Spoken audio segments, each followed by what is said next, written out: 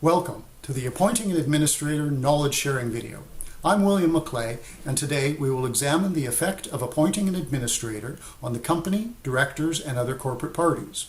And we will clarify the effect on any existing winding up order application before the court, contrasting the administration phase and the insolvency administration phase. We will start with a recap as we compare and distinguish compulsory and voluntary administration.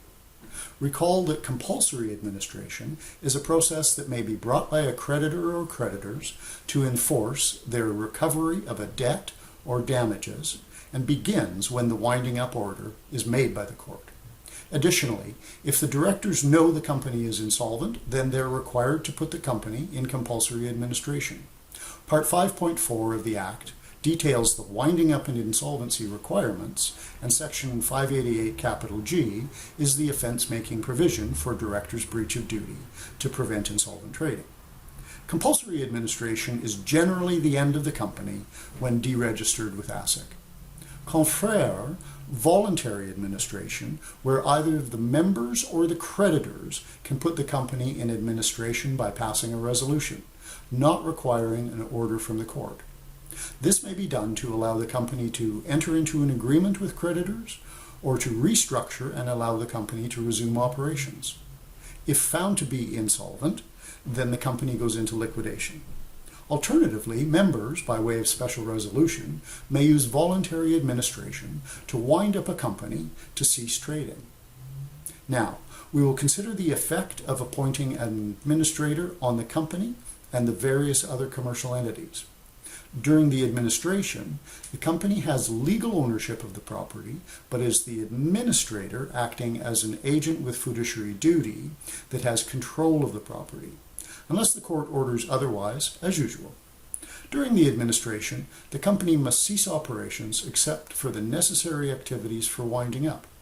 Consider voluntary administration, where the goal may be restructuring to trade out of financial difficulties, versus liquidation, where the company will inevitably end.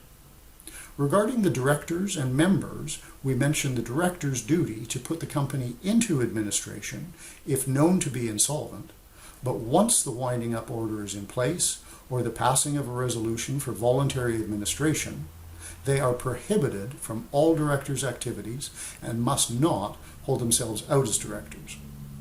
Note that voluntary administration initiated by the directors to determine insolvency will mitigate their potential offense under Section 588 G. As noted previously, the administrator has control of the property, but also the administrator has full control over the operation of the company.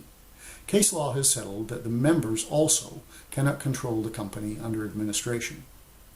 As for the members, once the administration has started, any transfer of shares without the consent of the administrator, liquidator, or an order of the court will be void. Employees distinguish the legislation for compulsory and voluntary administration. With compulsory administration, the employees are terminated and the court order acts as their notice of dismissal. Their employment contract rights remain, and they may make a claim as a creditor if they are owed money. Voluntary administration does not have the same clear effect on the employees. Careful consideration of the facts for each matter is essential. Now, we will examine the effect of starting administration on any existing winding up application before the court. In general, there is a stay on any of the claims against the company. The legislation distinguishes between what may be the initial administration phase and the insolvency administration phase.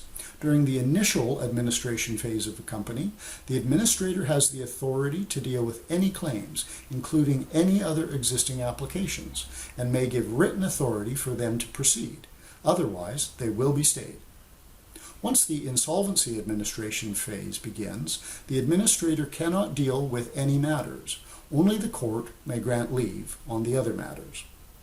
Note that any attachment put against the property of the company is also void. Thank you. I hope you enjoyed the video.